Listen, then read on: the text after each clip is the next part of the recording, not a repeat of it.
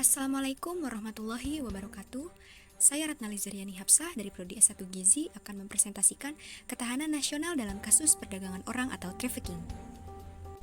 Berdasarkan data IOM, korban perdagangan orang ditemukan hampir di seluruh provinsi di Indonesia. Kasus perdagangan orang sebagai ancaman ketahanan nasional. Di Indonesia, kasus perdagangan orang adalah kejahatan yang memiliki rating yang tinggi serta marak terjadi. Dengan jumlah penduduk yang besar serta wilayah yang luas, akan berpotensi untuk kejahatan model ini berkembang dengan pesat. Ditambah pula banyaknya jaringan sindikat perdagangan orang yang telah melahirkan kejahatan lintas negara atau transnational crime, memudahkan kejahatan ini untuk tumbuh subur.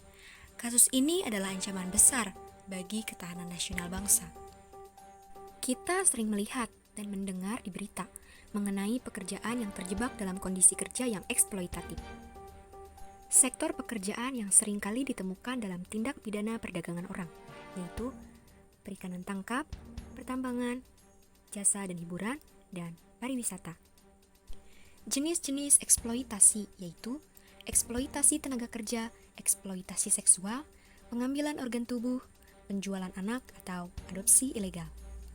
Sejak tahun 2015 hingga 2019, Bareskrim Mabes Polri lebih lanjut melaporkan bahwa lebih dari 87% korban TPPO atau tindak pidana perdagangan orang banyak dialami oleh perempuan dan anak perempuan. Sementara, Kementerian Luar Negeri Republik Indonesia mencatat telah menangani 1.975 kasus TPPO terhadap WNI di luar negeri, yang umumnya adalah kasus TPPO pekerja migran untuk eksploitasi tenaga kerja. Dengan adanya pandemi COVID ini terjadi peningkatan pada kasus perdagangan orang. Faktor dan penyebab terjadinya perdagangan orang atau trafficking. Yang pertama ada faktor ekonomi yang menjadi salah satu penyebab utama terjadinya perdagangan orang yang dilatar belakangi oleh kemiskinan dan lapangan kerja yang tidak ada atau tidak memadai dengan besarnya jumlah penduduk. Yang kedua, faktor sosial budaya. Dalam masyarakat di Indonesia terdapat sedikit kesepakatan dan lebih banyak memancing timbulnya konflik-konflik. Di antaranya, konflik kebudayaan, yaitu menjelaskan kaitan antara konflik-konflik yang terjadi dalam masyarakat dengan kejahatan yang timbul. Selanjutnya ada ketidaksetaraan gender.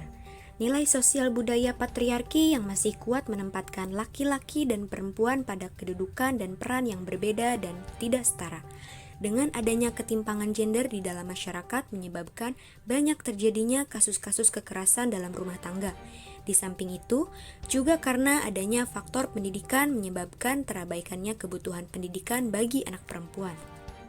Yang terakhir, penegak hukum.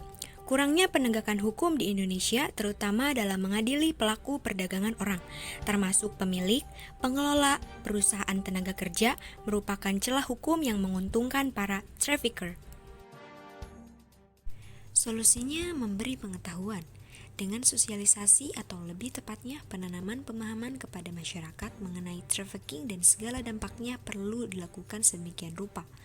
Kampanye anti-trafficking dan segala konsekuensinya perlu disosialisasikan kepada seluruh lapisan masyarakat untuk mencegah terjadinya trafficking yang lebih parah dengan alasan ketidaktahuan.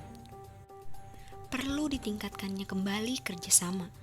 Pemerintah Indonesia menyadari bahwa upaya memberantas tindak kejahatan perdagangan orang tidak bisa dilakukan sendiri, melainkan harus bekerja sama dengan negara lain yang menjadi tujuan perdagangan manusia yang berasal dari Indonesia.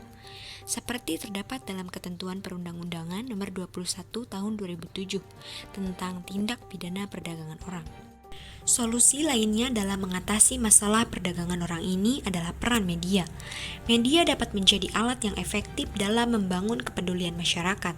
Masyarakat harus mengerti dampak yang ditimbulkan dari perdagangan orang untuk membantu menjalankan perannya mengatasi hal ini.